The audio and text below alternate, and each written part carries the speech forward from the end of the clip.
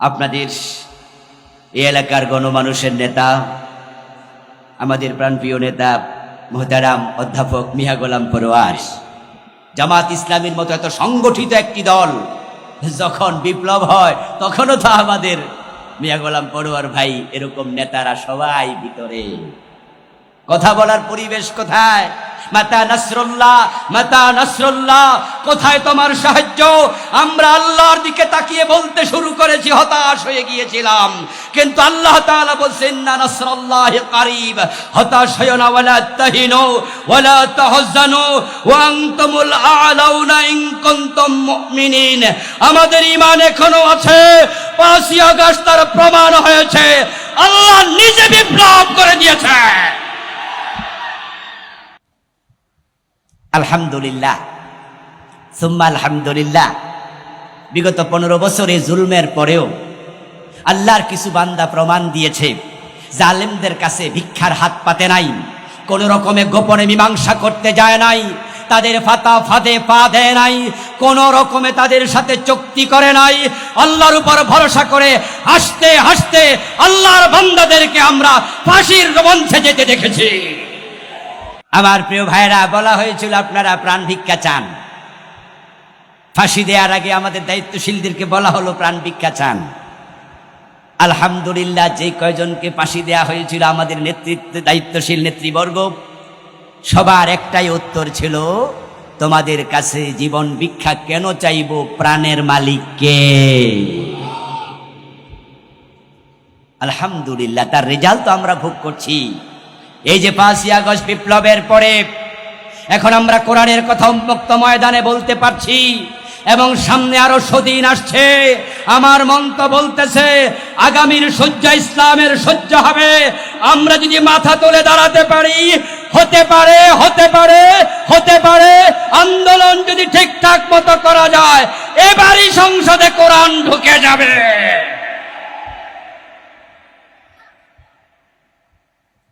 সম্ভাবনা দেখা দিয়েছে, তার ফলাফল আমরা ভোগ করছি আমাদের দায়িত্বশীলদের আল্লাহর উপর তাওয়াক্কুলের কারণে। আমাদের নেতারা দিনের পর দিন জেল খেটেছে। ইব্রাহিম নবীর উত্তম সন্তান তারা আল্লাহর উপরে সামান্য ভরসা হারায় নাই, সামান্য না। আমরা আমাদের এমন কর্মী দেখেছি 50টা 100টা মামলার আসামি পুলিশ ধরে নিয়ে পায়ের হাতের নখ প্লাস দিয়ে টেনে তুলে ফেলেছে, পিটিয়ে রিমান্ডে 2টা হাঁটুকে অকেজু করে দিয়েছে, রাতের পর রাত তাদের উপর জুলম চালিয়েছে, নির্যাতন চালিয়েছে। হাসপাতাল থেকে তাদের আদালত পর্যন্ত হেঁটে যেতে পারেনি, কান্দে করে নিয়েছে, কিন্তু ছাড়া পাওয়ার পরে, জামিনের পরে আবার কোরআনের ময়দানে ঝাঁপিয়ে পড়েছে। সে আল্লাহ এখনো আছে না নাই? এটা আওয়াজ দিয়ে বলেন, আছে না নাই? সুতরাং ভয় পাওয়ার কোনো কারণ নাই, ভয় পাওয়ার কারণ নাই। জুলুম যখন বেড়ে যায়, দিন কায়েমের সম্ভাবনা তখন এগিয়ে আসে। মেঘ দেখে কেউ করিসনি ভয়, আড়ালে তার সহ্য হাসে। রাত্রি যত গভীর হয়, প্রভাত তত ঘনিয়ে আসে। বাংলাদেশের বিগত 15 বছরে ইসলামের উপর জুলুম অত্যাচার প্রমাণ করেছে।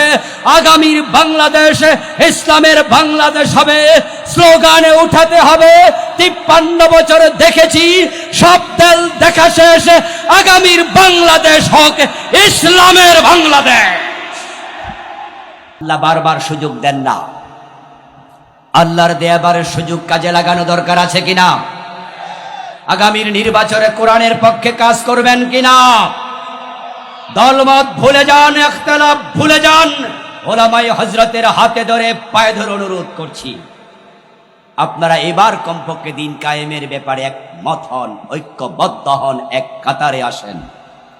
ইসলামের ইখতিলাফ, এটা diversity of Islam, this is beauty of ইসলাম।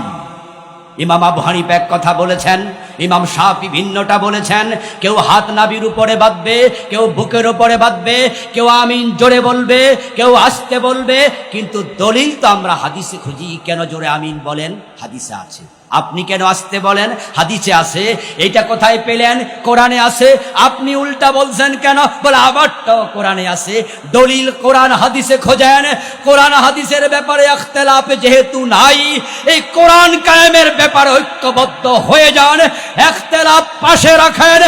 আলেমরা এক হয়ে গেলে জালেমরা লেজ তুলে পালিয়ে যাবে।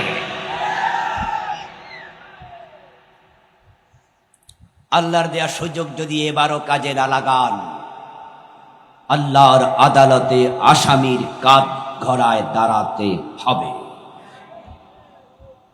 এজন্য আসুন আমরা আলেমরা এবার এক হয়ে যাই। আলেমরা এক হলে সাধারণ মানুষ জিন্দাবাদ বলে পিছনে দৌড়াবে। তারা আলেমদের দিকে তাকিয়ে আছে। দিন কায়েমের পথে নবীরা এতটাই সচেষ্ট ছিলেন, বদ্ধপরিকর ছিলেন। নবী মুহাম্মদ সাল্লাল্লাহু আলাইহি ওয়াসাল্লামকে জন্য অনেক বড় ত্যাগের মুখোমুখি হওয়া লেগেছে।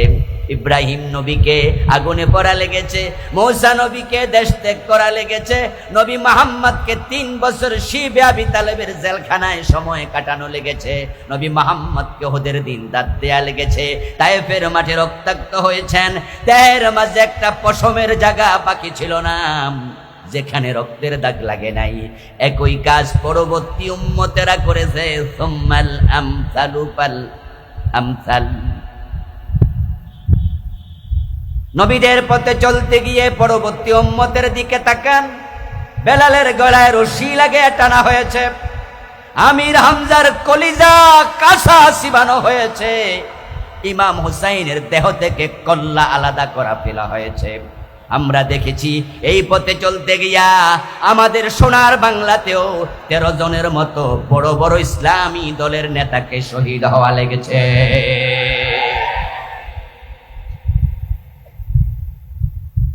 বড় কঠিন একটি দায়িত্ব আল্লাহ আমাদের দিলেন। নবী এবং রাসূলগণ যে দায়িত্ব পালন করলেন, সে দায়িত্বের সাথে দ্বিমত করার সুযোগ উম্মতের থাকে না। উম্মতের জান্নাত নবীর অনুসরণের সাথে আল্লাহ সম্পৃক্ত করে দিয়েছেন। নবী মুহাম্মদ সাল্লাল্লাহু আলাইহি ওয়াসাল্লাম যে দায়িত্ব পালন করে গেলেন, দিন জমিনে তিনি পরিপূর্ণ কায়েম করে তারপর তিনি ইন্তেকাল করলেন। ওই দিন বাংলাদেশও কায়েম করার প্রচেষ্টা করা উম্মত হিসাবে আমাদের জন্য নফল না ফরজ। কিন্তু বড় দুর্ভাগ্য, বড় পরিতাপ, এদেশের আলেম ওলামা পীর বুজুর্গরাও অনেকে আছে যারা নামাজ কায়েমের ওয়াজ করে, অথচ দিন কায়েমের ওয়াজ একদিনও করে নাই। এমন অসংখ্য আলেম আছে। পবিত্র কোরআন মাজিদ আল্লাহ তাআলা একই শব্দে বলেছেন আকিমুস সালাম। ঠিক এই শব্দ আকিমুদ্দিন।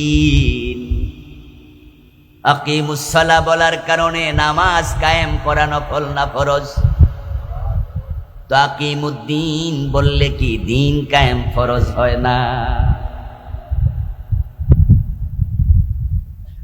এমন মসজিদ বাংলাদেশে পাবেন না যেখানে আকিমুস সালাহর ওয়াজ হয় না। এমন পীর সাহেব পাবেন না যিনি আকিমুস সালাহর ওয়াজ করে না। এমন বক্তা পাবেন না যিনি নামাজের কায়েমের কথা বলেন না। সবাই নামাজ কায়েম করো, নামাজ কায়েম করো, পীর বক্তা খতিব আলেম সবাই বলে, কিন্তু একই শব্দে আল্লাহ বললেন আমি সব নবীকে দিন কায়েমের দায়িত্ব দিয়েছি। দিন কায়েমের ওয়াজ সব আলেম যদি একসাথে করত, 53 বছর আগে যখন সংবিধান লেখা হয় 92% মুসলমানের শব্দ আলেমরা কি বুঝিনি? এটা যে আল্লাহর অর্ডার, এটা যে সিগায়ে আমর, এটা কি পীর সাহেবরা বুঝিনি? এটা কি মসজিদের খতিবেরা বুঝিনি? এটা কি মাহফিলের বক্তারা বুঝিনি? এটা কি শুধু আপনারাই বুঝলেন নাকি? এই প্রশ্ন হতেই পারে। যদি সব আলেম জানে এটা জমা মুজাক্কারে হাজেরের সিগা, এটা আমরের সিগা, তাহলে বুঝার পরে তারা কেন বলে না? এবার কারণ খুঁজুন। কারণ শুধু একটা, সেটা হলো নামাজ কায়েমের কথা বললে মাইর খাওয়া লাগে না, মামলার আসামি হওয়া লাগে না, বাড়িতে ঘুমানো যায়, গর্দান মোটা হয় খাইয়া খাইয়া, পেট মোটা হয়, হালুয়া রুটির অভাব হয় না। দিন কায়েমের কথা যারা বলে তারা ডজন মামলার আসামি হইয়া ফেরারি হয়ে করে নিজের বাড়ি তো ঘুমাতে পারে না।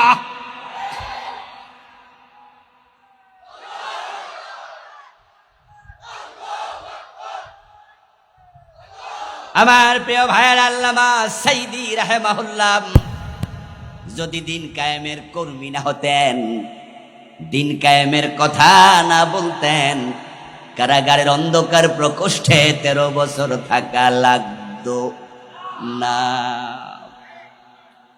শুধুমাত্র আল্লাহর এই জমিনে বলিষ্ঠতার সাথে আল্লাহর দিন কায়েমের কথা বলাই তার অপরাধ। আল্লাহর নবীদের সেই জমিনে ভালো মানুষ আর কে আছে?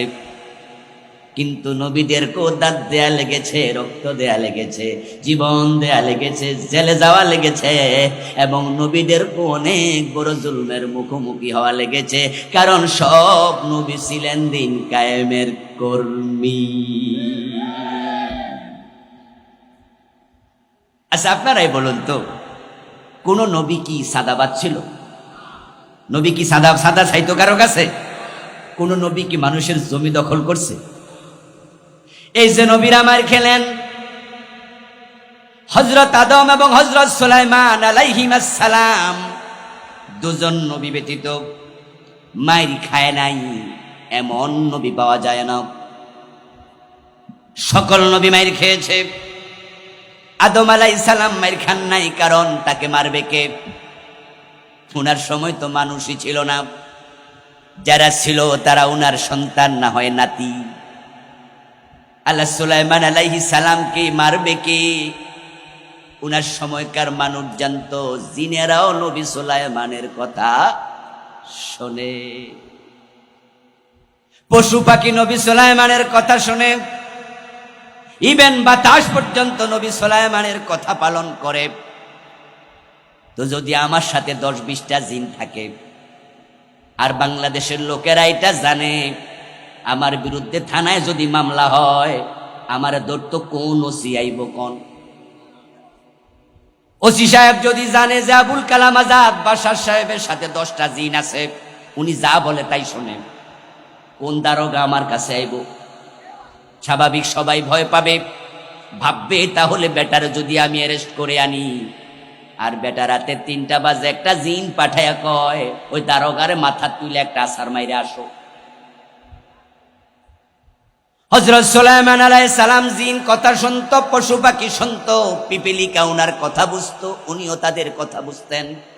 এমন ক্ষমতা আল্লাহ দুনিয়ার অন্য কোন মানুষকে আর দেন নাই। এ দুইজন নবী ছাড়া সবাই মার খেল, অথচ নবীরা কেউ ব্যক্তিগত জীবনে অসৎ প্রবণ ছিলেন না, অপরাধ প্রবণ ছিলেন না। আল্লাহর নবীগণের বিহেভ, তাদের আচার আচরণ ব্যবহার এতটাই ভালো ছিল, তারা কোনোদিন কাউকে ধুর বলে আঘাত দিয়ে কথা বলেন নাই। আমরা যেই নবীর উম্মত বলে গর্ব দিয়ে পরিচয় দেই, আমাদের রাসূলের ব্যবহার এতটা ভালো ছিল, এতটা মাইক ছিল। উনার 10 বছরের খাদেম হযরত আনাস বলেন, খাদেমতুন নবী সাল্লাল্লাহু আলাইহি ওয়াসাল্লাম 10 সিনিন ফামা ক্বালা লি ইউফ ওয়ালা লিমা সানাতা ওয়ালা আল্লা সানাতা। আমি নবী মুহাম্মাদের 10 বছরের খাদেম ছিলাম। এই 10 বছরে কত কাজ করতে বলেছেন, করিনি, ভুলে গেছি, আমি ছোট মানুষ। কত কাজ করতে নিষেধ করেছেন, আমি করে ফেলেছি, ছোট মানুষ, বুঝিনি। কিন্তু আমার নবীর ব্যবহার কত ভালো শোনো। কেন করেছ, কেন করো নাই, এই 10 বছরের ভিতর আমার নবী আমার এই প্রশ্নটাও করেন নাই। ফামা ক্বালা লি উফ, আমার উপর বিরক্ত হইয়া আমার নবী কখনো উফ শব্দ বলেন নাই।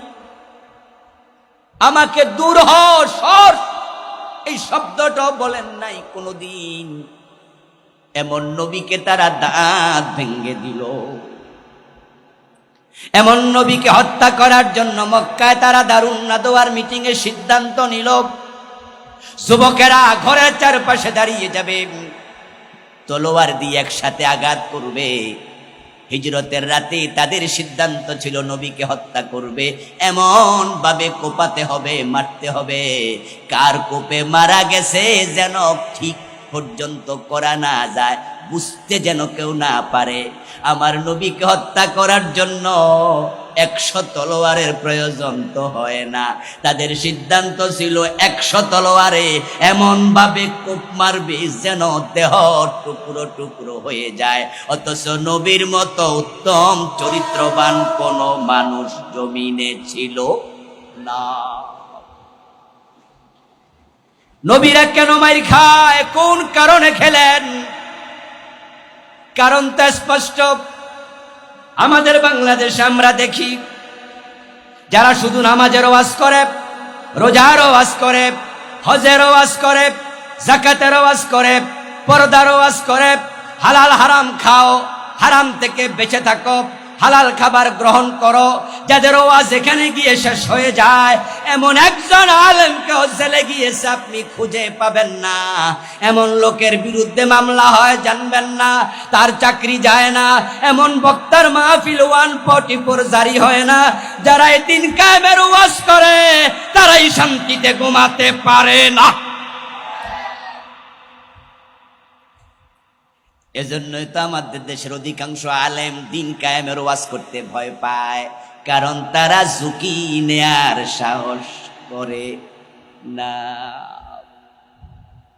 প্রিয় নবীজির জীবন নিয়ে আলোচনা হয়, সবাই আলোচনা করে, পীর সাহেব হুজুর আলোচনা করছেন। আমার রাসূল তায়েফে রক্ত দিলেন, উহুদে দাঁত দিলেন। আমার নবী কেমন ভাবে তারা মারল, উহুদের ময়দানে লোহার হেলমেট ভেঙ্গে মাথার ভিতরে ঢুকে গেল। আমার রাসূল 3 ঘন্টা বেহুশ ছিলেন। পীর সাহেব কাঁদে, শ্রোতারাও কাঁদে। আল্লাহর হাবিবের মাইর খাওয়ার ইতিহাস বলে যখন আলোচনা করে, বুড়া মুরব্বীরা কানতে কানতে দাড়ি ভিজিয়ে ফেলে। এর মাঝে একজন শ্রোতা দাঁড়ালো, বুড়া মানুষ, দাড়ি পাকা, দাঁড়িয়ে বলে, পীর সাহেব হুজুর আমার একটু কথা আছে, আপনি থামেন। পীর সাহেব বলো, মুরব্বী আপনার আবার ওয়াজের মাঝখানে কিসের কথা? আচ্ছা ঠিক আছে বলেন।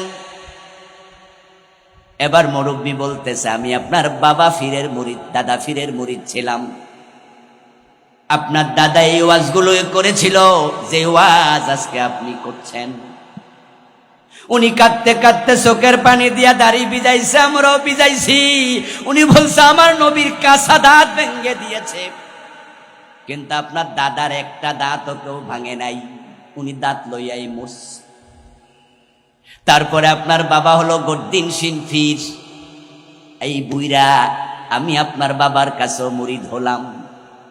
আজকে আপনার যে ওয়াজ আপনার বাবাও করে কেঁদেছে, আমিও কেঁদেছি, কিন্তু আপনার বাবার একটা দাঁতও কেউ ভাঙে নাই। এ দাঁত নিয়ে তিনিও মরলেন। উনার মরার পরে আপনি হলেন এখন খলিফা, আপনি হলেন পীর। আজকে আপনি আমারে কাঁদান, অথচ আপনার দাঁত কেউ ভাঙে না, আমার দাঁতও কেউ ভাঙে না। শুধু কাঁদলাম আর ওয়াজ শুনলাম। আমার জানার প্রশ্ন হলো, রাসূলের দাঁত যদি ভাঙ্গে আপনাদের আমাদের ভাঙ্গে না কেন? মুরব্বীর এই প্রশ্ন শুনে আবার পীর সাহেব, এই মিয়া বসেন বসেন, বেশি কথা। আমরা দাঁত মানুষ ভাঙবো কেন? আমরা ওয়াজ করি হিকমতের সাথে। আমার দাদা হিকমতে, আমার বাবা ওয়াজ করছে হিকমতে, আমিও করি হিকমতে। আমাদেরকে মানুষ কেন মারবে?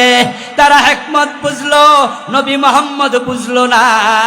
তারা শুধু রাসূলের দাঁত শহীদ হয়, ভাঙ্গা হয়, এই পর্যন্ত ওয়াজ করে থেমে যায়। যে দিন কায়েমের জন্য ভাঙে, ওই দিন কায়েমের কথা বলে না।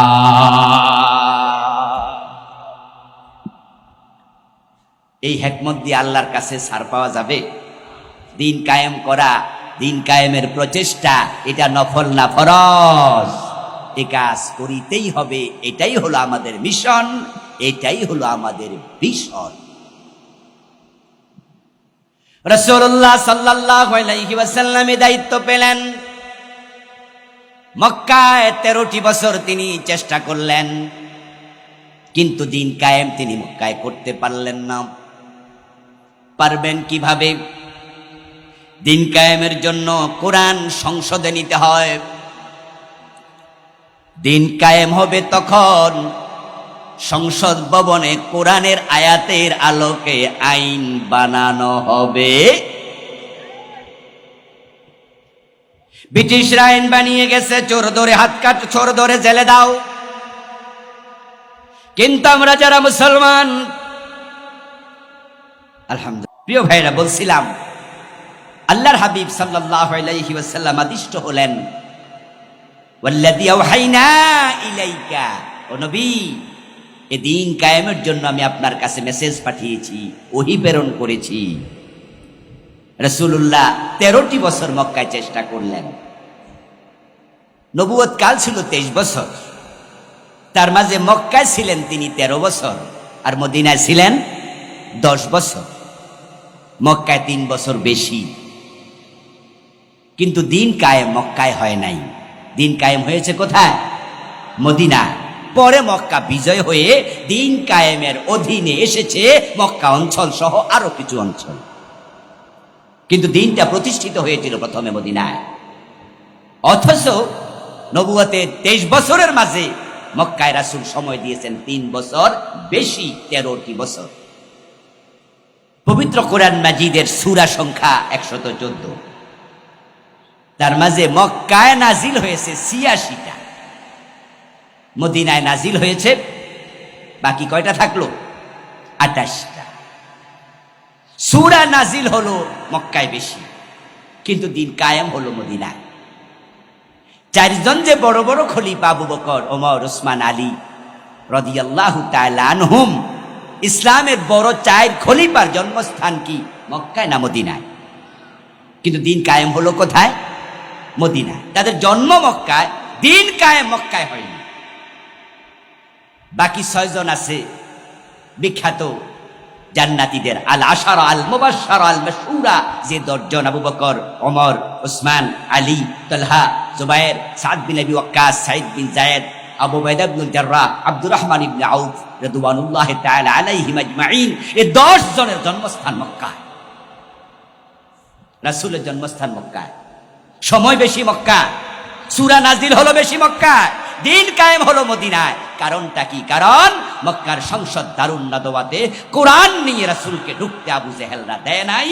আর যতক্ষণ পর্যন্ত সংসদে কোরআন ঢুকবে না, জমিনে দিন কায়েম হবে না।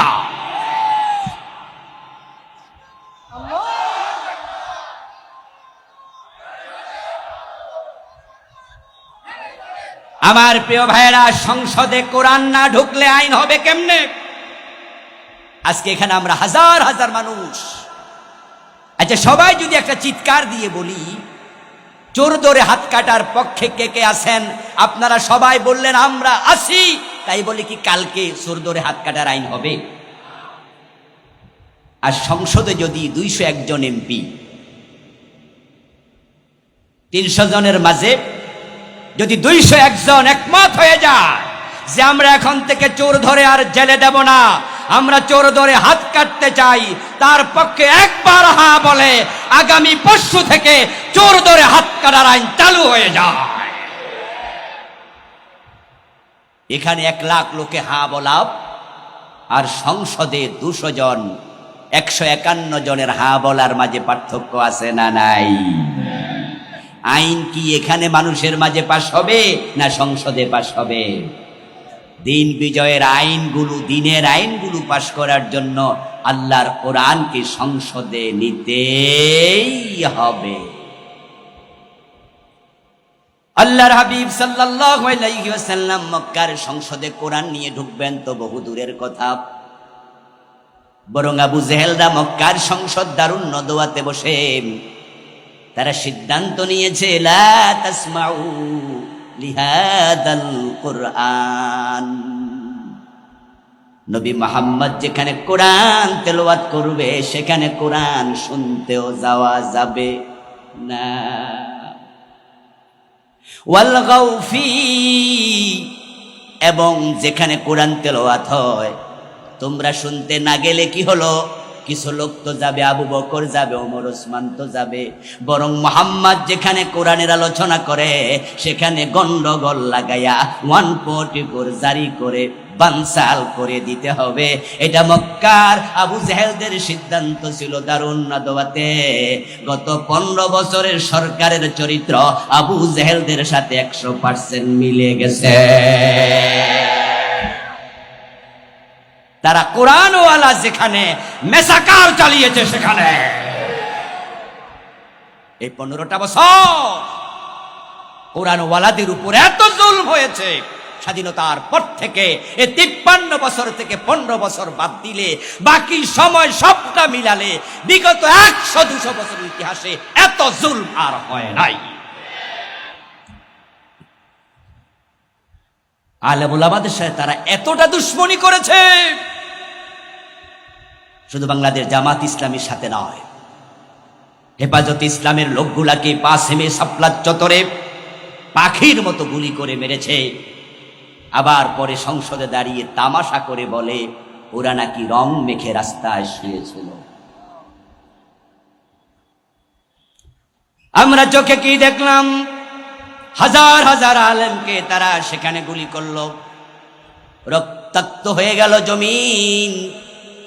এবং সকাল বেলায় যারা বিভিন্ন বিল্ডিং এর কোনায়, বিভিন্ন বিল্ডিং এর নিচে লুকায়া টুকায়া ছিল, ওই আলেমদেরকে লাইন ধরে কানে ধরে একবারে হেও করে পত্রিকায় ছবি দেওয়ার জন্য, বিভিন্ন মিডিয়ায় ছবি দেওয়ার জন্য ভিডিও করে তারা এগুলো প্রচার করলো। আলেমদেরকে এভাবে কানে ধরাইয়া লাইন ধরে যা, হুজুররা সব কানে ধরে যাচ্ছে। তাদের এক নেতা তো বললেনই পরবর্তীতে সাক্ষাৎকারে যে 5 মে শাপলা চত্বরে এক রাইতে সাফ করে লাইছে। কি অহংকার, কি গর্ব! 5 আগস্টের এই ঘটনা আমি মাঝে মাঝে বলি, এবারের ঘটনা কোনো ব্যক্তি ঘটায় নাই, কোনো দল ঘটায় নাই, এবারের বিপ্লব ঘটিয়েছে স্বয়ং আরশের মালিক আল্লাহ। এটা ওদের উপর এই রেজাল্ট গজব। যে তালিবুল ইলমরা যখন রাস্তায় হাঁটে, তারা দর্শের জায়গায় যায়, তাদের পায়ের নিচে ফেরেশতারা পাখা বিছিয়ে সম্মান দেয়। তাদেরকে কানে ধরিয়েছ, রক্তাক্ত করেছ, হত্যা করেছ, আল্লাহ সহ্য করে নাই, তাই তোমাদেরকে জনমের মতো বেজ্জতি করে ছেড়েছেন।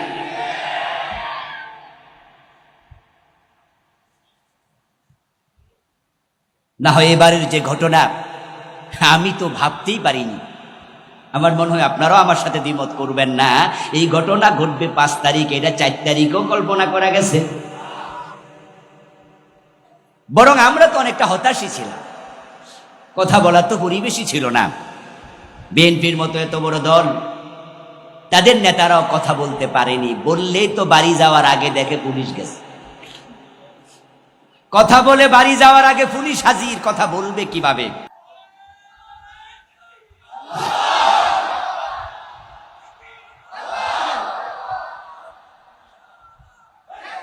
আমার প্রিয় ভাইরা, আপনারা বলবেন যে না হুজুর আল্লাহ করছে কেমনে, এটা তো ছাত্ররা করছে। আমি বলবো দোস্ত, ছাত্ররা ওসিলা ছিল, ছাত্ররা করেনি, কারণ ছাত্রদের দাবির মাঝে এটা ছিলই না। ছাত্ররা দাবি তুলছিল কোটা সংস্কার, ঠিক না? ওদের শুরুটা তো সরকার পদত্যাগ না, আর পালানো তো আরো দূরের কথা। ওরা বলছে কোটা সংস্কার চাই, কিন্তু কোটা সংস্কার যদি নেত্রী প্রধানমন্ত্রী তখনই বলতেন দ্যাটস ওকে, এই বাচ্চারা কি চাও, গণভবনে আসো, বসো, আমি দেখছি বিষয়টা, তোমরা ইউনিভার্সিটি ফিরে যাও, তাহলে সমাধান সেদিনে হয়ে যেত। আসলে ঘামাসি উঠছিল, এটা বেশি চুলকাইতে যাইয়া যে ক্যান্সার হইয়া রোগী মরে যাবে এটা বুঝেই নাই কেউ। প্রবলেম যেটা ক্রিয়েট হয়েছিল সেটার সমাধান 5 মিনিটের ব্যাপার মাত্র। ডেকে শুধু বললেই হতো আমি বিষয়টা দেখছি, তোমরা ফিরে যাও, ইউনিভার্সিটিতে যাও। কিন্তু না, তিনি বললেন রাজাকারের নাতিপুতির চাকরি দেব। লাগলো তো ঘিয়ের মাঝে আগুন। আমার বন্ধু, আল্লাহ এটা ঘটায়া দিলেন, তার মুখকে আল্লাহ বেসামাল করে দিলেন। অহংকারে তার মাথা বিগড়ায়া গেল। যেমন নবী মূসা আলাইহিস সালাম যখন বাহারে আহমার দিয়া রাস্তা বানায়া পার হয়ে গেলেন, সমুদ্রের তীরে গিয়া যদি ফেরাউন থমকে দাঁড়ায় একটু ভাবতো সমুদ্রের রাস্তা হয় কেমনে, তাহলে যে মূসাকে আমি দৌড়ালাম নিশ্চয় মূসার মাঝে কিছু না কিছু আছে। তাহলে কিন্তু ফেরাউন আর সমুদ্রে ঢুকতো না, যদি না ঢুকতো ডুবে মরতো না। কিন্তু অহংকারে তার কলিজা ফেটে যায়, মাথা উঁচু হয়ে যায়। সে ধিতাহিত জ্ঞান ছিল না, ঢুকে যাব, ধরে এনে শুলে ছড়াবো। আল্লাহ বলে এগিয়ে যা, উমলি লাহুম ইন্না কাইদি মাতিন। আমি ছাড় দেই, আমি ছেড়ে দেই না, আমার ধরা বড় শক্ত। এবার আমরা সেটাই দেখলাম। বেসামাল মুখের কথা, রাজাকারের নাতি পুতিরে চাকরি দেব। লাগলো আগুন, খোলাফান রাস্তায় নামলো। তিনি তখনও যদি বলতেন যে আমি যেই কথাটা বলেছি সেটা উদ্র করলাম, আমিও তো মানুষ, আমি তোমাদের মায়ের বয়সী, দাদির বয়সী, আমি না হয় তোমাদের রাজাকার বলে ফেলেছি বা রাজাকারের নাতিপুতি বলছি, আমি সরি, তাহলেও কিন্তু পরিবেশ শান্ত হয়ে যেত। কিন্তু না, আল্লাহর গজব তো আল্লাহ থামায় নাই। গুলি চালাও, এমন গুলি চালালো 1400-র বেশি খুন করা হলো। মায়ের কোলের বাচ্চা নিরাপদ নয়, ব্যালকনিতে দাঁড়িয়ে আছে, ছোট বাচ্চার মগজ খুলি উল্টে গেছে, মগজ বেরিয়ে গেছে। হেলিকপ্টার থেকে গুলি চালানো। আমার দোস্ত রেজাল্ট কি হলো? ছাত্ররা এবার কোঠা আন্দোলন থেকে সরে 9 দফা ঘোষণা করল। যখন আরো জুলুম, তারা এবার বলল 1 দফা। ওই 1 দফার মাঝে সরকারের পদত্যাগ চাইছিল। তারা বলেনি সরকার পালিয়ে যাক, কিন্তু পালালো কেন? আমার আল্লাহর সিদ্ধান্ত। ও বাচ্চারা, পোলাপানেরা, তোরা চাইতে জানোস নাই, এবার পদত্যাগ না, যে আল্লাহর জমিনে আল্লাহর কোরআনের কথা তারা বলতে শর্ত দেয়, তাদের কাছে মাহফিলের জন্য অনুমতির জন্য যেতে হয়। তারা কোরআনের কথা নির্দ্বিধায় বলতে দেয় না, বরং আমি আল্লাহর সিদ্ধান্ত, এবার আমার জমিনে তাদেরকে থাকতেই দেব না। তাদের নিয়োগ করা সেনাপ্রধান বলে, ম্যাডাম পালান পালান, 45 মিনিটের বেশি সময় নাই। এমন ভাবে পালাইতে বাধ্য হয়েছে, নিজের রান্না করা খাবার খাইয়া পালাতে পারে নাই।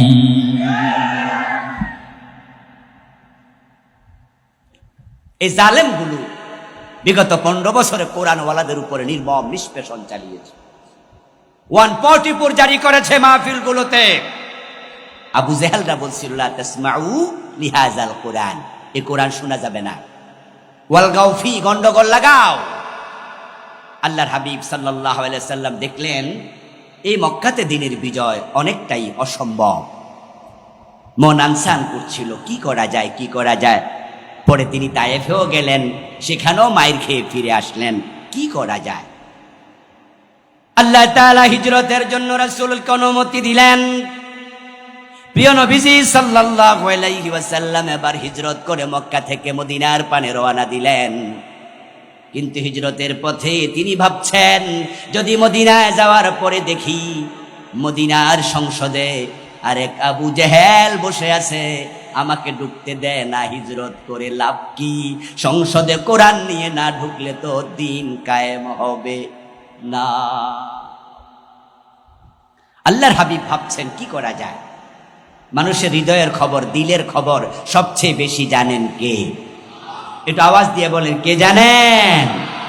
আল্লাহ তাআলা সাথে সাথে জিবরিল পাঠালেন, ওহী নাজিল করে দিলেন। ওহী এসে গেল, ওয়াকুর রাব্বি আদখিলনি মুদখালা সিদকিন ওয়া আখরিজনি মুখরাজা সিদকিন ওয়াজআল লি মিন লাদুনকা সুলতানান নাসীরা। হে আমার রাসূল, আপনাকে দিন কায়েমের দায়িত্ব আমি দিলাম। আপনি ভাবছেন মদিনায় যদি যান আর সেখানকার সংসদেও কোরআন নিয়ে ঢোকার পরিবেশ না থাকে, তাহলে লাভ কি হিজরত করে? তো আমি আল্লাহ ওহী পাঠালাম, আপনি আমার কাছে বলেন ওয়াজআললি মিল্লাদুনকা সুলতানান নাসীরা, ও আমার রব, তুমি আমাকে রাষ্ট্র ক্ষমতা দিয়ে সাহায্য করো। আপনি আমার কাছে বলেন। আল্লাহর হাবিব সাল্লাল্লাহু আলাইহি ওয়াসাল্লাম আল্লাহর শিখানো দোয়া করলেন, রাস্তায় থাকতে দোয়া কবুল। অথচ রাসূলুল্লাহ সাল্লাল্লাহু আলাইহি ওয়াসাল্লাম যখন হিজরত করছিলেন, আপনারা যারা জানেন তারা একটু জবাব দিয়েন, রাসূল যখন মক্কা থেকে বের হন তখন কি দিন ছিল না রাত ছিল? মাশাআল্লাহ, হিজরত তিনি রাতের বেলায় করেছেন যেন কেউ টের না পায়। কারণ আল্লাহর হাবিব যদি দিনে দুপুরে হিজরত করে রওনা দিত, আবু জেহেলরা কি নিরাপদে হিজরত করতে দিত? বরং তারা যখন টের পেল প্রিয় নবীজি নাই মক্কায়, তখন তারা দারুন নাদওয়াতে জরুরি মিটিং ডেকে সিদ্ধান্ত নিল যে মুহাম্মদকে জীবিত অথবা মৃত অথবা তার শুধু কল্লা যদি হাজির করতে পারো 100 লাল ওট পুরস্কার দেওয়া।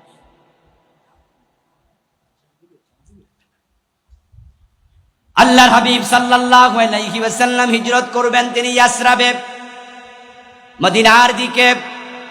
মদিনা হলো মক্কা থেকে উত্তর দিকে, কিন্তু প্রিয় নবী ভাবলেন উত্তর দিকে যদি রওনা দেই তাহলে কাফেররা খুঁজে আমাকে পেয়েও যেতে পারে। তাই তিনি হিকমত অবলম্বন করে তিনি দক্ষিণ দিকে বের হলেন।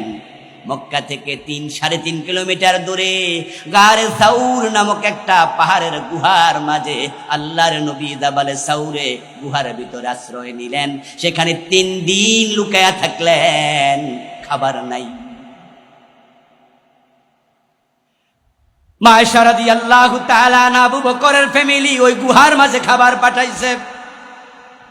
3 দিন লুকায়া থেকে রাসূল এবার মদিনার দিকে রওনা দিলেন। কি খাবেন জানেন না, কোথায় গিয়ে উঠবেন জানেন না, সাথে এক্সট্রা কোনো কাপড় নাই। যেই গুহাতে রাসূল ছিলেন লুকায়া, সেখানে আমি 2005-এ ঢুকেছিলাম। আমি সেখানে ঢুকে মাথা তুলে বসার জায়গা পাই নাই। এত ছোট গুহা, যে নবীর থাকার কোনো জায়গা নাই, কোথায় গিয়ে থাকবেন জানেন না, ঠিকানাবিহীন। কি খাবেন জানেন না, খাবার নাই। ওই নবী কিনা বলে আল্লাহ তুমি আমাকে রাষ্ট্র ক্ষমতা দাও। আল্লাহ দোয়া শিখায় কোরআন বিজয়ের জন্য, দিন কায়েমের জন্য রাষ্ট্র ক্ষমতায় কোরআনকে নেয়ার বিকল্প নাই। আপনি আমার কাছে এটাই বলেন ওয়াজআললি, ও আল্লাহ তুমি আমারে দেও মিল্লাদুনকা, তোমার পক্ষ থেকে সুলতানান নাসীরা, সাহায্যকারী রাষ্ট্র ক্ষমতা। আচ্ছা, পথের কাঙ্গালকে ধরে এনে প্রেসিডেন্ট বানানোর ক্ষমতা আল্লাহর আছে কিনা? আওয়াজ দিয়ে বলেন আল্লাহর আছে না নাই? নবী ইউসুফকে জেলখানা থেকে বের করে আল্লাহ মিশরের বাদশা বানিয়ে দিয়েছেন। ওই আল্লাহ দোয়া শিখাচ্ছে, আপনিও বলেন যে আমার রাষ্ট্র ক্ষমতা দেও। রাসূলকে আল্লাহ শিখাচ্ছে, আপনি দোয়া করেন। রাসূল দোয়া করেছে ওয়াকুর রাব্বির হামহুমা কামা রাব্বায়ানি সাগীরা। এই দোয়া কোরআনের আয়াত। এই দোয়া করেন নাই, আমার সামনে একজন মানুষ হয়তো আমরা খুঁজে পাবো না, একজন পীর খুঁজে পাওয়া যাবে না, একজন বক্তা খুঁজে পাওয়া যাবে না, একজন খতিব খুঁজে পাওয়া যাবে না, একজন নামাজি খুঁজে পাওয়া যাবে না। সবাই রব্বির হামহুমা কামা রাব্বায়ানি সাগীরা এই দোয়া করেছে, আল্লাহ রাসূলকে শিখিয়েছে। রাসূলকে শিখানো দোয়া এটা যদি সবাই করে, ওয়াজআললি মিল্লাদুনকা সুলতানান নাসীরা, আল্লাহ তুমি রাষ্ট্র ক্ষমতা দাও, রাসূলকে শিখানো এই দোয়াটাও আমাদের সবার করা দরকার আছে না নাই? কিন্তু আল্লাহর অসংখ্য বান্দা আছে দোয়া করে না। আমরা যারা করি উল্টা কয় হুজুরদের ক্ষমতার লোভ হয়েছে। একদল আলেম পর্যন্ত বলে অমুক দল শুধু গদি চায়, শুধু গদি চায়, অথচ গদির দোয়া। আলেমরা আমাদেরকে কটাক্ষ করে, দুঃখ কোথায় বলি, কার কাছে বলি? ওই রামেরা, ওই বামেরা, ওরা যদি বলতো হুজুরদের কিসের ক্ষমতা দরকার নাই, হুজুর মানে হলো বাঁকা লাঠি হাতে নিয়ে রাতের বেলায় হারিকেন জ্বালিয়ে মুরিদের বাড়িতে, মুসল্লির বাড়িতে দাওয়াত খাইবা, 5 ওয়াক্ত নামাজ পড়াইবা, দ্যাটস এনাফ, আর কিচ্ছু করা যাবে না। এটা রামেরা, বামেরা, জাহেলরা বললে সহ্য করা যায়, আলেমরা বললে দুঃখ কোথায় রাখি।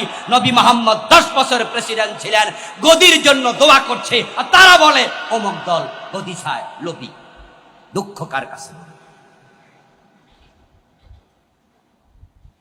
আল্লাহর হাবিব বলছে, আল্লাহ আমার রাষ্ট্র ক্ষমতা দাও।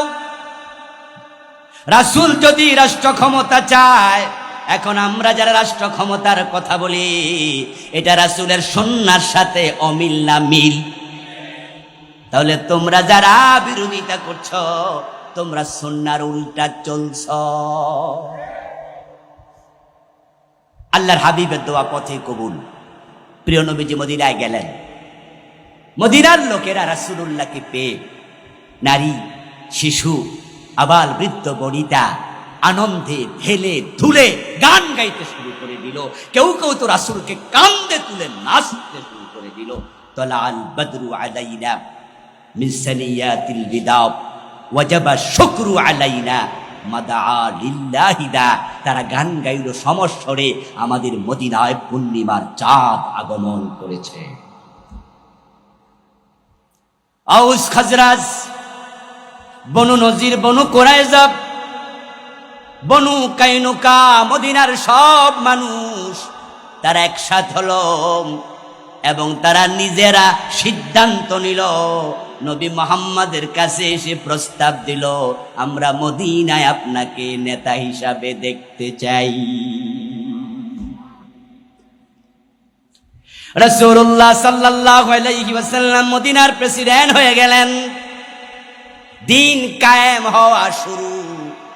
এবার প্রিয় নবীজি বললেন, এখন থেকে মদিনা অঞ্চলে আর চুরি করা যাবে না।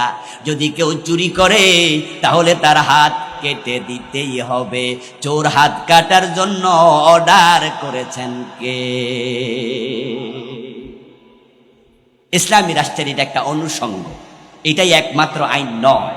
জাকাত কায়েম করো, দারিদ্রতা দূর করো, ধ্যান সোরের হাত কাটো, এগুলো বিস্তৃত আলাপ। কিন্তু আমি বুঝাচ্ছি, ইসলামী রাষ্ট্রে আল্লাহর আইন নাজিল হয়েছে, কায়েম শুরু হয়েছে। রাসূল বলল, হাত কাটা শুরু করো। একজন মহিলা চোর ধরা পড়ল। উসামা বিন যায়েদ রাদিয়াল্লাহু তাআলা আনহুকে অন্য সাহাবারা পরামর্শক নিয়োগ করলো, তুমি রাসূলের প্রিয় ভাজন, তুমি যাও রাসূলকে বলো ওই নারীর হাত না কেটে অন্য শাস্তি দেয়া যায় কিনা।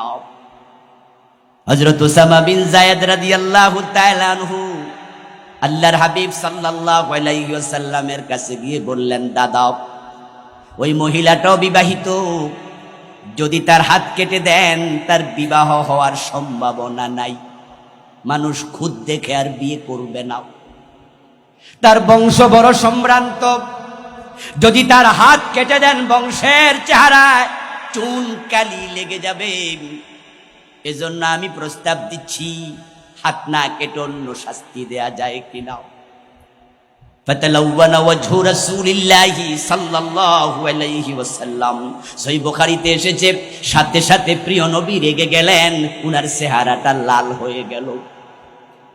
আল্লাহর হাবিব দাঁড়ায় গেলেন, ছোট্ট একটি খুতবা দিলেন, ও উসামা, তোমারে যারা পাঠাইছে তাদেরকে ডাকো। সাহাবায়ে কেরামকে রাসূল ডেকে হাজির করলেন।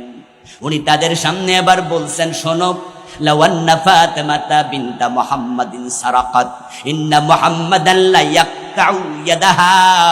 এই মেয়েটা নয়, যদি নবী মুহাম্মাদের মেয়ে ফাতেমা চুরি করে, আমি নবী মুহাম্মদ ফাতেমার হাত কেটেই দেব। চোর ধরে হাত কাটার আইনটা কার? একটু আওয়াজ করে বলতে হবে প্রিয় ভাইয়েরা। চোর ধরে হাত কাটতে বলেছেন কে? আস-সারিকু ওয়াস-সারিকাতু ফাকতাউ আইদিয়াহুমা জাযাআম বিমা কাসাবা নাকালাম মিনাল্লাহ। এটা আল্লাহর আইন। 53 বছরের বাংলাদেশের কি খবর? প্রিয় নবী মুহাম্মদ তো নিজের মেয়েকে ছাড় দেবেন না, বললেন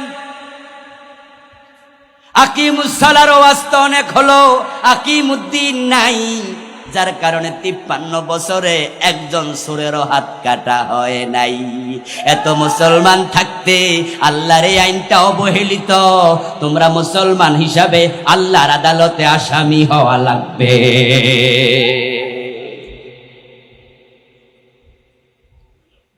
ও প্রিয় ভাইরা, রাসূলুল্লাহ সাল্লাল্লাহু আলাইহি ওয়াসাল্লাম দ্বীন কায়েম করলেন। আলহামদুলিল্লাহ, দ্বীন কায়েমের কারণে পুরা আরব অংশে, মদিনার অংশে শান্তি কায়েম হয়ে গেল। আবু বকর সিদ্দিক ক্ষমতা আসলেন। আবু বকর সিদ্দিক 2 বছর 3 মাসের মতো ক্ষমতায় ছিলেন। উনার সময় একদল লোক যাকাত দিতে অস্বীকার করলো। আবু বকর সিদ্দিক জানেন, দিন যে জমিনে কায়েম আছে ওই জমিনে রাষ্ট্রীয়ভাবে যাকাত আদায় এবং বন্টনের নিয়ম প্রতিষ্ঠিত আছে। এটা আমার রাসূল করে গেছেন। তিনি বলেছেন, তুখাযু মিন আগনিয়াইহিম ফাতুরাদ্দু ইলা ফুকারাইহিম, যাকাত ধনীদের থেকে নেওয়া হবে এবং গরিবের কাছে বন্টন করা হবে।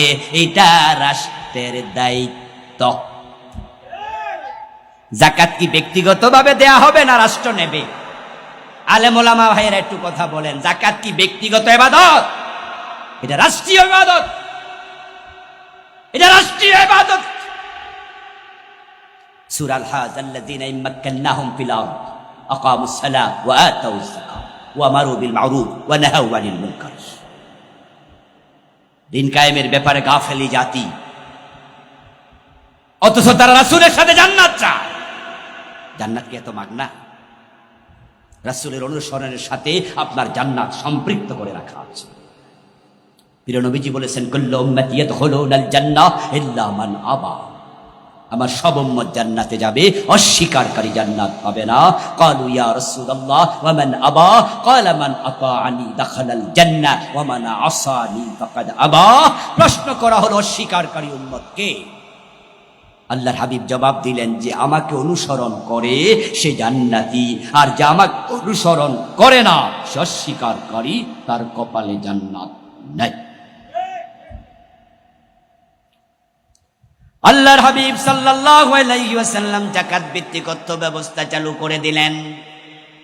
আবু বকরের সময় একদল লোক এসে বলল, আমরা যাকাত দেব না মদিনায়। আবু বকর শুনে বললেন, তাদের বিরুদ্ধে যুদ্ধ হবে। ঘোষণা করে দিলেন, খালিদ বিন ওয়ালিদ কোথায়? তলোয়ারের মাঝে তুমি শান দাও, ধার দাও। লা উকাতিলান্না মান ফাররাকা বাইনাস সালাতি ওয়াজ যাকাহ, যারা নামাজ এবং রোজার মাঝে ডিভাইড তৈরি করবে, পার্টিশন তৈরি করবে, পার্থক্য সূচিত করবে, আমি আবু বকর তাদের সাথে লড়াই করব। লড়াই, তাদের কল্লা কেটে ফেলা হবে, কেতাল হবে, কেতাল। জিহাদ নয়, জিহাদ উমুম, কেতাল খাস। কেতাল খাস শব্দ, কেতাল মানে তলোয়ার দিয়ে ফয়সালা। মুখের কথাও জিহাদ, কলমে লিখাও জিহাদ, ভোরবেলা ঘুম থেকে উঠে নামাজে যাওয়া এটাও নফসের সাথে জিহাদ, সুদ দেখে না খাওয়া এটাও জিহাদ। কিন্তু কেতাল হচ্ছে তলোয়ার হাতে নেয়া। আবু বকর বলছে, লা উকাতিলান্না, লামে তাকিদ নুনে সাকিনা, শব্দের ওয়েট কত বেশি। যারা যাকাত দেবে না, আবু বকর তলোয়ার হাতে নিয়ে কল্লা কেটে। 53 বছরের বাংলাদেশে যাকাতের ভালাই নাই, আর হুজুররা নাক তেল দিয়া ঘুমাচ্ছে। আবু বকরের কথা শুনে ওমর রাদিয়াল্লাহু তাআলা আনহু দৌড় মারলেন। রাসূলের উম্মতের মাঝে সবচেয়ে নরম দিল কার? এই ভাইরা কথা কন না, সবচেয়ে শক্ত হৃদয় কার? রাসূল নিজে বলছে, আরহামু আরহামু বি উম্মতি ওয়া উম্মতি আবু বকর, আমার উম্মতের মাঝে সবচেয়ে রহম দিলওয়ালা হলো আবু বকর। কিন্তু যাকাত অস্বীকারীদের সাথে আবু বকর সেদিন হয়ে গেলেন বজ্র কঠিন। যাকাত অস্বীকার করা কুফর, জাকাত না দেয়া কুফর নয়, না দেয়া ফিস্ক, আর দিব না এটা বলা কুফর। আর মুসলমানদের চরিত্র কি? মুহাম্মাদুর রাসূলুল্লাহ ওয়াল্লাযীনা মাআহু আশিদ্দাউ আলাল কুফার। হযরত ওমর ছিলেন বজ্র কঠোর মানুষ, কিন্তু আজকে তিনি আবু বকরের দৃঢ়তা দেখে এসে আবু বকরের সামনে দাঁড়িয়ে গেলেন। ও আবু বকর সিদ্দিক, আপনি এমন লোকদের সাথে কেমনে যুদ্ধ করবেন যারা কালেমার স্বীকৃতি দেয়, জাকাত না হয় দেবে না, তারা বলছে, আপনি তো নসিহা করুন, উপদেশ দেন, তারা হয়তো সংশোধন হয়ে যাবে, তাওবা করে ভালো হয়ে যাবে, কিন্তু আপনি কল্লা কেটে ফেলবেন, কিতাল করবেন। আবু বকর, এটা কিভাবে হয়? ওমর রাদিয়াল্লাহু তাআলা আনহুর এই কথা শুনে আবু বকর সিদ্দিককে বলতেছেন, শোনেন, লাউ বানাউনি ইয়াকালান কানু ইউদ্দুনাহু ইলা রাসূলিল্লাহি লাকাতালতুহুম আলা মানইহি। ওমর, আমার কেতালের কথা শুনে, জিহাদের ঘোষণা শুনে তারা যদি ভয় পেয়ে যায়, ভয় পেয়ে তারা তাওবা করে যে ঠিক আছে আমরা জাকাত দেব, জাকাত দেব, তবে আমরা ওট দেব, রশি দেব না। রাসূলুল্লাহর জামানায় তারা ওটের জাকাত ওট দিত, আবার ওট মদিনায় টেনে আনার জন্য রশিও দিত। ছাগলের জাকাত ছাগল দিত, গরুর জাকাত গরু দিত, মদিনায় টেনে আনার জন্য রশি দিত।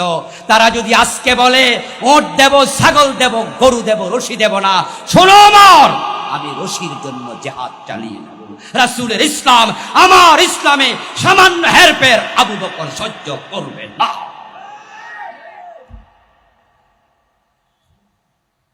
এটা বলার পর ওমর বলতেছেন, ফাআলিমতু আন্নাল্লাহ কাদ শাররাহা সাদরা আবি বকরিন লিল হক। আবু বকর যখন এই কথা বলল, তখন আমি বুঝলাম, নবীদের জীবনী পড়লে দেখবেন কিভাবে তারা দিন কায়েমের জন্য ত্যাগের মুখোমুখি হয়েছে। তবে হ্যাঁ, ভয় পাওয়ার কিছু নেই ত্যাগের ইতিহাস শুনে, কারণ আমরা যে আল্লাহর দিন কায়েমের জন্য কাজ করছি, এই কথা 100% নিশ্চিত, আমার আল্লাহ, আমাদের আল্লাহ আমাদেরকে একা কখনো ছেড়ে দেবেন না। আমাদের আল্লাহ তার দিন কায়েমের কর্মীদেরকে কখনোই একা ছেড়ে দেবেন না।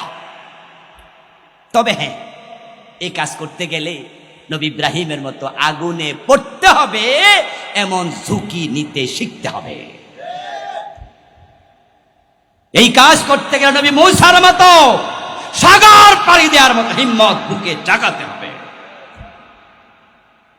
নবী নূহের মতো মাইর খেয়ে কাঁদতে শিখতে হবে। নবী মুহাম্মদের মতো রক্ত দিতে শিখতে হবে। এই পথ কখনো মসৃণ ছিল না, দিন কায়েমের পথ কখনো ফুল বিছানো ছিল না।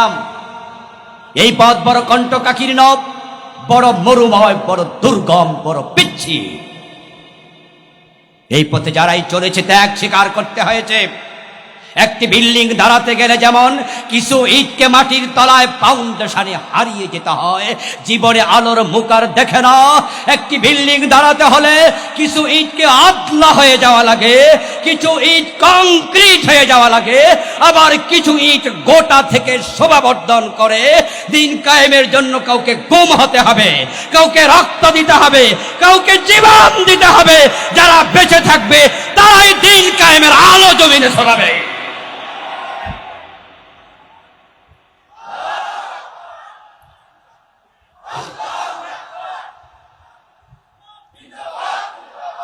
আমার প্রিয় ভাইরা, তাকিয়ে দেখুন, আল্লাহ যে দিন কায়েমের কর্মীদেরকে একা ছেড়ে দেন না, তার প্রমাণ তো নবী ইব্রাহিম আলাইহিস সালাম নিজে। ইব্রাহিম আলাইহিস সালামকে যখন তার আগুনে ফেলে দেওয়ার সিদ্ধান্ত নিল, উনাকে সুরকির উপর বসায়া যখন নিচ থেকে সুরকি টানতে শুরু করে দিল, ইব্রাহিম আলাইহিস সালাম নিচের দিকে তাকায়া দেখেন, যারা সুরকি টানতেছে তাদের মাঝে তার বাবা আজরও আছে। তামাম জাতি তামাম দেশ ইব্রাহিমের বিপক্ষে চলে গেল, ওনার বাবা সহ। ইব্রাহিম আলাইহিস সালাম চরকির উপরে বসে তখন আল্লাহর সাথে কথা বলতে শুরু করে দিলেন। ইব্রাহিম নবী কি বললেন? তাফসীর ইবনে কাসির প্রণেতা বলেন, ইব্রাহিম আলাইহিস সালাম আসমানের দিকে তাকিয়ে বলে, ইয়া রব্বি ইন্নাকা ফিস সামাই ওয়াহিদুন ওয়া আনা ফিল আরদি ওয়াহিদুন আবুদুকা। ইব্রাহিম বলতেছে, আল্লাহ তুমি আকাশে একা, তুমি পুরাকাশ জমিন একা নিয়ন্ত্রণ করো। জমিনের দিকে তাকায়া দেখো, তোমার গোলাম ইব্রাহিমও আজকে একা, তার বাবাটাও তার পক্ষে নেই। ইব্রাহিম আলাইহিস সালামের বাবা উনাকে বরং বলেছে, লারজুমান্নাকা ওয়াহজুরনি মালিয়া। ইব্রাহিম, যে দাওয়াত তুমি দাও, এই রবের কথা যদি না বলো, বলা যদি না থামাও, বন্ধ না করো, লারজুমান্নাক, আমি বাবা তোমাকে পাথর মেরে হত্যা করব। ইব্রাহিম বলে, আল্লাহ তাকায় দেখো, জমিনে আমি একা, আমার বাবাও আমার পক্ষে নাই। তবে হ্যাঁ, আমি হতাশ নই, আমি দেখছি আগুন ধাউ ধাউ করে জ্বলছে। কিছুক্ষণ পরে তারা ওই চরকির রশিতে টান মারবে, আমি মাঝখানে পড়ে জ্বলে পুড়ে মরে যাব।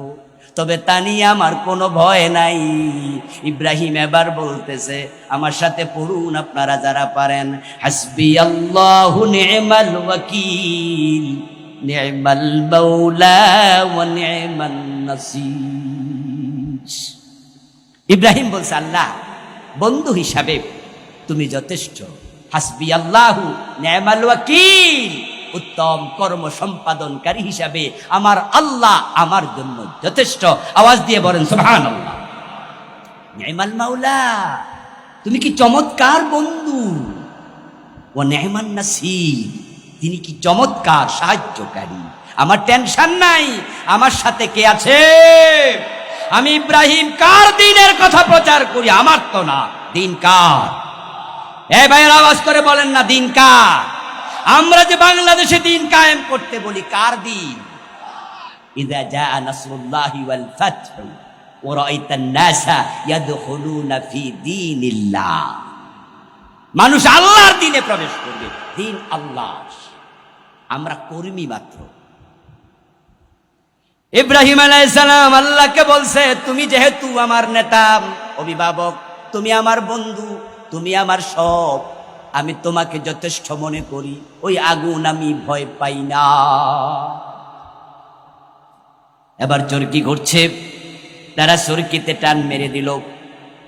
তাফসীর ইবনে কাসির প্রণেতা বলছেন, কানা ফিল হাওয়াম ফারাদা লাহু জিবরিল ফাকালা ইয়া ইব্রাহিম আলাকা হাজা ক্বালা আম্মা মিনকা ফালা ওয়া আম্মা মিনাল্লাহি ফাবালা। ইব্রাহিম আলাইহিস সালাম তখন শুনলেন, উপরে চরকি, নিচে আগুন, তিনি মাঝখানে। জিবরিল আমিন এসে বলছে, ইব্রাহিম আপনি তো আগুনে পড়ে যাচ্ছেন, আপনার সাহায্যের জন্য আমি এসে গেছি। কি সাহায্য দরকার, কোনটা দরকার আপনি আমাকে একটু বলুন। আমার 600 পাখা আছে, একটা নাড়া দেব, নমরুদের জ্বালানো আগুন এক মুহূর্তে নিভে যাবে, বলুন কি করতে হবে। ইব্রাহিম নবী নির্বিকার, নিশ্চিন্ত, টেনশনহীন, ভাবলেশহীন, তিনি বলতেছেন, আম্মা মিনকা ফালা, আপনার সহযোগিতা আমার লাগবে না, ও আম্মা মিনাল্লাহি ফাবালা, আমার আল্লাহ যথেষ্ট, আমার আল্লাহ এনাফ। ইব্রাহিম আলাইহিস সালাম আগুনে পড়ে যাচ্ছেন দেখে বৃষ্টির দায়িত্বে নিয়োজিত ফেরেশতা মিকাইল চিৎকার দিতে শুরু করলেন, وقال صاحب الخزن صاحب خازن المطر বৃষ্টির দায়িত্বে নিয়োজিত ফেরেশতা চিৎকার দিয়ে বলে মাতা উমারু বিল মাতরে ফামতিরহু, আমি কখন আদিষ্ট হব বৃষ্টি নাজিল করতে? আল্লাহ আদেশ করো, অর্ডার দাও, আল্লাহ অনুমতি দাও। তোমার দোস্ত ইব্রাহিম আগুনে পড়ে যায়, আমি বৃষ্টি দিয়ে আগুন নিবাতে চাই। আল্লাহ বলে ও ফেরেশতা দরকার নাই, যেহেতু ইব্রাহিম আমার উপর ভরসা করেছে, আমি আল্লাহ তার জন্য যথেষ্ট হয়ে গেলাম।